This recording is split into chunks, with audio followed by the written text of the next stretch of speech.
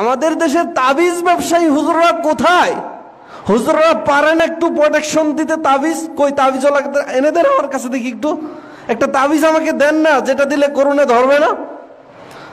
এত বড় বড় গল্প কোথায় গেল তাবিজওয়ালাদের?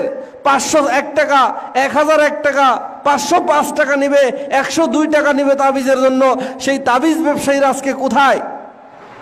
পানি পড়া হুজুররা কোথায়? তাবিজ দিলে যদি ভালো হয়ে যেত তাহলে তাবিজ ব্যবসায়ীদেরকে এখন কাজে লাগানো যেত, কিন্তু এখন আর কোনো তাবিজ ব্যবসায়ীকে খুঁজে পাওয়া যায় না।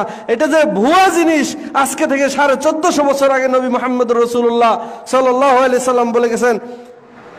9 জন 10 জন ব্যক্তি এসেছিল রাসূল সাল্লাল্লাহু আলাইহি সাল্লামের কাছে।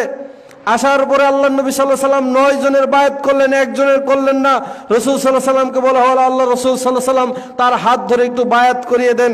রাসূল সাল্লাল্লাহু আলাইহি সাল্লাম বললেন, জিবরিল আমিন এসে বলে গেলেন তার গায়ের মধ্যে তাবিজ আছে, এই জন্য তাকে বায়াত করা হবে না। সে গায়ের মধ্যে থেকে টান দিয়ে তাবিজটাকে ছিঁড়ে ফেললেন।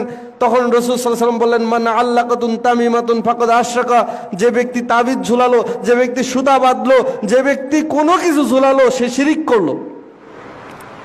আর এখন নতুন করে ফতোয়া দিচ্ছে যে কোনো কাজের কারণে সাহাবায়ে কেরাম তাবিজ দিয়েছেন। মিথ্যা কথা, কোনো সাহাবী তাবিজ রাসূল সাল্লাল্লাহু আলাইহি সাল্লামের বিরোধিতা করেছেন সাহাবায়ে কেরাম?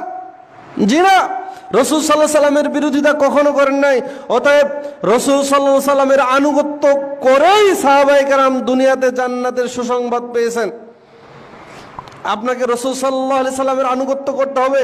মুখে রাসূলের প্রেমিক হলে চলবে না, কাজে করবে রাসূল সাল্লাল্লাহু আলাইহি সাল্লামের আনুগত্য করতে হবে। আপনি এমনি খুব বুলি উড়ান মুখে যে আমি রাসূলকে ভালোবাসি, কিন্তু আমলের ক্ষেত্রে যদি আপনাকে বলা হয় যে এই হাদিসটা তো রাসূল সাল্লাল্লাহু আলাইহি সাল্লাম বলছেন, আপনি আমল করা বাদ দিয়ে আরেক দিকে মুখ ফিরিয়ে নেন, তো কিভাবে রহম নাজিল হবে? আল্লাহ বলছে